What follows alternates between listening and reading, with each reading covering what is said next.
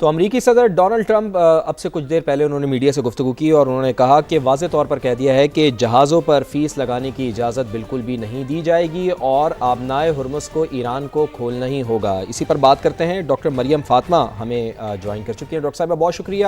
آپ کے وقت کے لیے۔ ہم کوشش کریں گے کہ ڈاکٹر مریم فاطمہ سے بھی گفتگو کریں، ان کو بھی شامل گفتگو کریں، اور اس سے پہلے ہم بات کر رہے تھے ڈاکٹر ماریہ سلطان صاحبہ سے، جس پر ان کی جانب سے یہی کہا گیا تھا کہ ہمیں ہوپ فل رہنا چاہیے، پر امید رہنا چاہیے، اور اگر دیکھیں یہ اتنے بڑے مسئلے ہیں سدرا کے، یہ ایک سٹنگ میں یقیناً حل نہیں ہو سکتے، لیکن اگر اس کے باوجود مذاکرات کو ہی کنٹینیوشن میں دیکھا جائے، اگر مذاکرات کو ہی کنٹینیو کیا جائے تو یہ بھی ایک بہت بڑی کامیابی ہوگی۔ ڈاکٹر مریم فاطمہ ہمارے ساتھ دوبارہ سے موجود ہیں۔ ڈاکٹر صاحبہ بہت شکریہ فرسٹ آف آل آپ کے وقت کے لیے۔ فرمائیے گا کہ باقر قالیباف یہاں پر موجود ہیں، عباس عراقچی جیسے تجربہ کار سفارتکاروں کی موجودگی میں کیا ایران اپنے ایٹمی پروگرام پر ڈونلڈ ٹرمپ کی کڑی شرائط ماننے پر تیار ہو جائے گا؟ ڈاکٹر صاحبہ شکریہ، آپ نے مجھے انوائٹ کیا۔ سب سے پہلے تو میرا خیال ہے کہ مذاکرات جو ہوتے ہیں وہ ہمیشہ جو پارٹیز ہوتی ہیں وہ اپنے بارز اور اپنے سٹینڈرڈز اور کنڈیشنز بہت اونچے رکھ کر سٹارٹ کرتے ہیں، and once they are started تو اس کے بعد ظاہر ہے ایک دوسرے کو کنسیشنز اور اکوموڈیشنز جو ہیں دی جاتی ہیں دونوں پارٹیز کی طرف سے۔ اب یہاں پر آپ سمجھ لیجئے کہ ایران جو ہے، ایران ایک اکیلا اور ویک کنٹری تھا، اس نے جو ہے بہت مشکل صورتحال سے دو چار کیا اس کو اسرائیل نے اور یو ایس نے، اور ایران کے لیے جو ہے ظاہر ہے اپنا سروائیول اور انٹیگریٹی اور اپنے سوورنٹی کو برقرار رکھنا بہت ضروری تھا۔ آپ سب کو معلوم ہے اس پورے جو کانفلکٹ تھا اس میں ہمیں سمجھ میں آ رہی تھی کہ ایران کے آبجیکٹیوز کیا ہیں۔ پیش نظر اگر ہم دیکھیں تو میرا نہیں خیال کہ کہیں بھی نیوکلیئر پروگرام کے اوپر جو ہے ایران یا بیلسٹک میزائل کے جو ان کا پروگرام ہے اس کے اوپر ایران کہیں بھی ایگری کرے گا ود یو ایس اور اس کو گیو اپ کرنے کے لیے تیار ہوگا، کیونکہ آپ کو معلوم ہے کہ ماضی میں بھی جن قوموں نے گیو اپ کیا ہے، اور ایران بھی ظاہر ہے ایک عقل مند اور بہت ڈیسنٹ اور پڑھے لکھے لوگ ہیں، تو ان کو معلوم ہے کہ لیبیا کے ساتھ کیا ہوا ہے، عراق کے ساتھ کیا ہوا ہے۔ They would never want to be in that situation. لیکن ڈاکٹر صاحبہ ایران تو یہ کہہ بھی رہا ہے نا کہ وہ ایٹمی پروگرام چھوڑنے کے لیے تیار ہے، لیکن جتنی کوانٹٹی ان کو انریچمنٹ کے لیے چاہیے بس وہ اتنی وہاں اپنے پاس سٹور کرنا چاہتے ہیں، اس کنڈیشن پہ وہ بات کر رہا ہے۔ اچھا، اس میں نا آپ نے تھوڑا سا ایک بات مد نظر رکھنی ہے، there is a difference between having nuclear enrichment اور for civilian purposes and enrichment for making an Arsenal.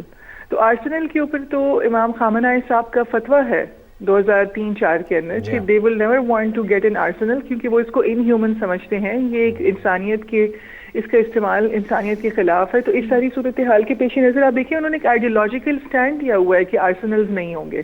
لیکن ظاہر ہے انہوں نے انریچمنٹ اپنی کرنی ہے ایک خاص لیول تک جہاں تک ان کو اس سے جو ہے اپنی سیکیورٹی اور اپنی جو ان کی ایک انٹرنل سچویشن ہے اس کے اندر ان کو with respect to their rivals and adversaries, ان کے دشمن ہیں ظاہر ہے خطے کے اندر، تو ان کو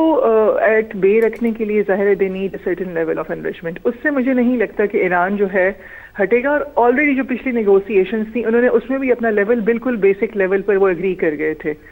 تو اس سے کم پر مجھے لگتا ہے کہ ایران کی ایگزسٹنس اور سروائیول کو بھی خطرہ ہو جائے گا۔ لیکن دوسری جانب ڈاکٹر صاحبہ امریکہ کی بھی جو شرائط ہیں اور جو کنڈیشنز ہیں اور ڈونلڈ ٹرمپ صاحب کے جو بیانات ہیں، ایک طرف وہ یہ کہہ رہے ہیں کہ پہلے جنگ اور اب مذاکرات، اس کا مقصد ایک ہی ہے، یعنی کہ اپنی شرائط منوانا۔ آپ کو لگتا ہے کہ وہ کمپرومائزنگ نیچر میں لگ رہے ہیں؟ وہ تو کافی جلدی میں بھی لگ رہا ہے کہ یہ معاملہ جلدی جلدی نمٹ جائیں۔ دیکھیے وہ تو جنگ کی شروع سے ہی پریزیڈنٹ ٹرمپ صاحب جلدی جلدی میں ہی سارے معاملات نپٹانا چاہ رہے ہیں، لیکن وہ جلدی جلدی میں نبٹنے میں آ نہیں رہے، اور آپ نے جتنا ان کی انڈرسٹینڈنگ سمجھ لی ہے کہ سارے دوران انہوں نے کس قسم کے الفاظ کا استعمال کیا ہے، وہ تو جلدی جلدی میں یہ بھی چاہتے تھے کہ جو سعودی عربیہ ہے وہ بھی پروووک ہو جائے اس سارے کانفلکٹ کے لیے۔ تو جب سعودی پرنس جو ہیں وہ انہوں نے اس طرح کوئی اقدام نہیں لیا ایران کے خلاف، تو ان کے جو الفاظ تھے آپ نے وہ بھی سن لیے جو انہوں نے سعودی پرنس کے لیے کہے، جبکہ میں ذاتی طور پر سعودیہ کی عقل کی، ان کی ریسٹرین کی، ان کے پیشنس کی بہت معترف ہوں، اور پورا پاکستان معترف ہے، ہر عقل مند۔ اور اس میں فواد پاکستان کا بڑا کردار ہے، سعودی عرب نے جو اتنا پیشنس دکھایا اس میں پاکستان کا بڑا کردار ہے۔ مسلسل ہم نے یہ دیکھا ہے ڈاکٹر صاحبہ کہ فیلڈ مارشل سید عاصم منیر صاحب اور اس کے ساتھ ساتھ میاں شہباز شریف متعدد بار انہوں نے سعودی عرب کا دورہ کیا ہے، اور محمد بن سلمان صاحب سے ان کی ملاقاتیں رہی ہیں، تو یعنی یہ بات بالکل درست ہے صدرہ کی کہ بنیادی کردار تو پاکستان کا رہا ہے جس طرح سے سعودی عرب کے ساتھ مل کر انہوں نے اس سارے معاملے کو ہینڈل کیا ہے۔ جی، یہ اب تھوڑا سا بات ایک اور ڈائریکشن میں نکل گئی۔ آپ نے بالکل صحیح کہا کہ پاکستان نے نیٹ سٹیبلائزر کا جو ہے نا ایک کردار نبھایا ہے۔ میں کل رات کو میرا خیال ہے آپ کے ہی چینل پہ کہہ رہی تھی کہ پاکستان نے صرف ایران اور یو ایس کے بیچ میں جنگ نہیں تھوارٹ کی، پاکستان نے مڈل ایسٹ میں خاص طور پہ سعودی عربیہ کے اوپر بھی جو حملے ہو رہے تھے ان کی اسٹریٹجک انرجی ایسٹس پہ ہوئے ہیں، یہ پاکستان نے مسلسل جو ہے تمام پارٹیز کو جو ہے ریسٹرین اور پیشنس شو کرنے کے لیے جو ہے ان کو جو ہے ان کو کنونس کیا ہے، اور وہ کنونس ہوئے بھی ہیں۔ میں کہتی ہوں کہ ایران جو ہے وہ بھی اسی وجہ سے پاکستان کے اوپر ٹرسٹ کر رہا ہے کہ اس وقت اگر ایران کو ریجنل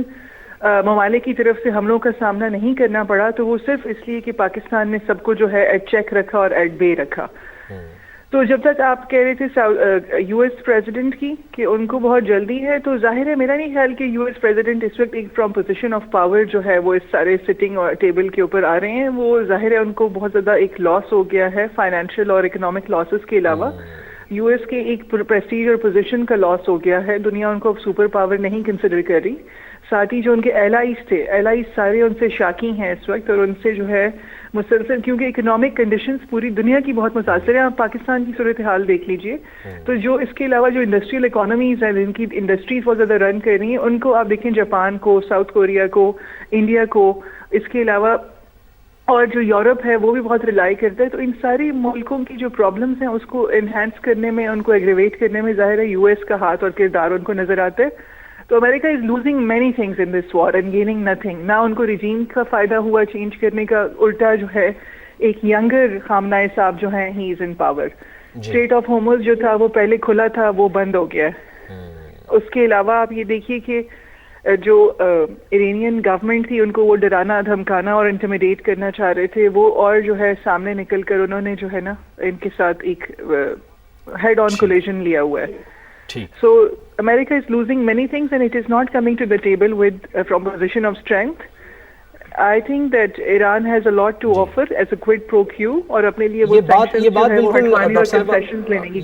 بالکل ڈاکٹر صاحبہ آپ کی درست ہے کہ ڈونلڈ ٹرمپ صاحب نے بہت زیادہ لوز کیا ہے اس جنگ کے شروع ہونے کے بعد ہی، اور وہ ایک الگ بات ہے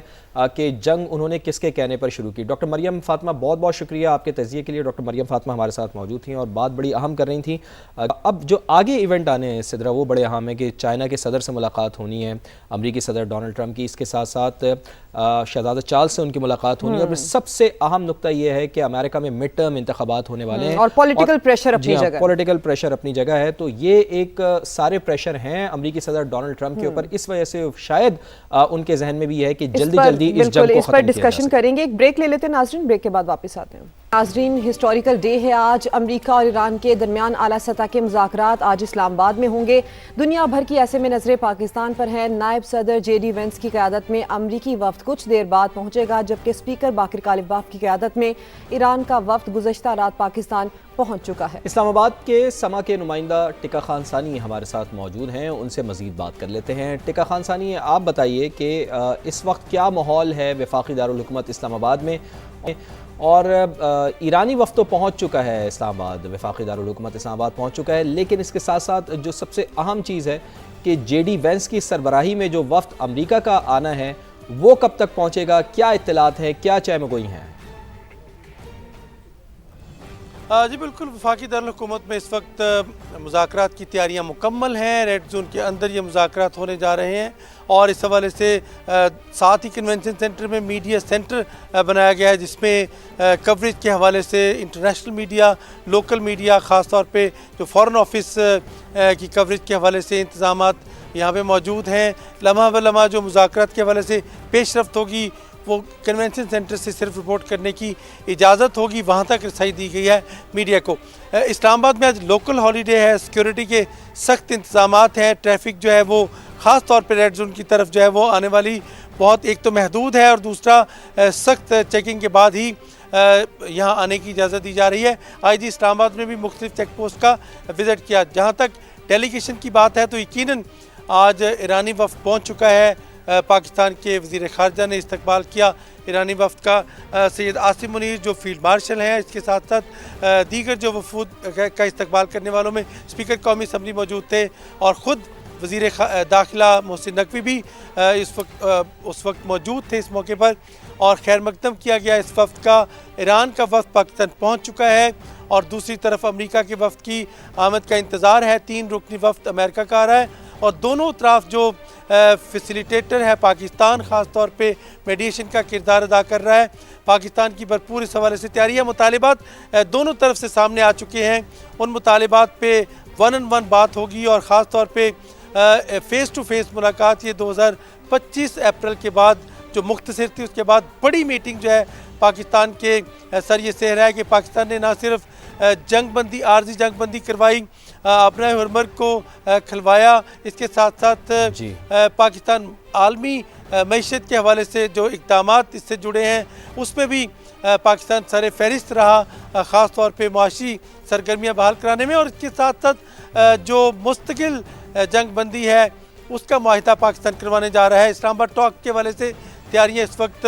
मुकम्मल हैं, सब नजरें इस्लामाबाद की तरफ है और इसमें बड़ी पेशरफ्त आज शाम तक हो सकती है। क्योंकि और ये बड़ी पेशरफ्त के हवाले से आपने बताया ना डेलीगेशन, यही मैं आपसे पूछना चाह रहा था कि इस्लामाबाद में मजमूई तौर पर फ़िज़ा क्या है इन मुज़ाकरात को लेके? क्या वहाँ पर जो एम्बेसडर्स हैं या फिर आला हुकाम हैं वो क्या समझते हैं इन मुज़ाकरात को लेके? यकीनन ये पाकिस्तान के लिए एक बहुत बड़ा मौका है कि मीडिएशन का किरदार पाकिस्तान अदा कर रहा है। मुज़ाकरात की कामयाबी के लिए कितने पुरुम्मीद हैं वफाकी दारुल हुकूमत इस्लामाबाद में जो बड़े बैठे हुए हैं, उनके हवाले से मैं पूछना चाह रहा हूँ। जी यकीनन बहुत अच्छा सवाल है, चूँकि गुज़श्ता रात भी आपने देखा वज़ीर आज़म की बॉडी लैंग्वेज, कितना इत्मीनान नज़र आया उनकी तरफ से और वो कह रहे थे कि अब जंग की नहीं अमन की बात हो रही है और पाकिस्तान इसकी मेज़बानी कर रहा है। और उन्होंने कौम से भी दुआ की कि इसकी कामयाबी के लिए पूरी कौम दुआ करे, पूरी दुनिया और उम्मा भी दुआ करे। यकीनन पाकिस्तान का रोल एक उम्मा में बहुत बड़ा सफारती सतह पर सामने आया है और यकीनन आलमी सतह पर भी पाकिस्तान का जो फ्रंट सीट पे नज़र आ रहा है रोल, ख़ास तौर पे ग्लोबल डिप्लोमेसी में। और इन मुज़ाकरात की कामयाबी यकीनन ज़्यादा इन्हिसार तो अमेरिका और ईरान के वफूद के ऊपर है कि वो इस पे आमादा होते हैं। तमाम पाकिस्तान ने वो प्लेटफॉर्म मुयस्सर किया, पाकिस्तान ने वो प्लेटफॉर्म दिया है। इस इवेंट को आज पाकिस्तान होस्ट कर रहा है, पाकिस्तान की रिस्पॉन्सिबिलिटी भी है और बड़ा अहम दिन है आज। टिका खान सानी तमाम तर तफसीलात आपने दी, आपका शुक्रिया।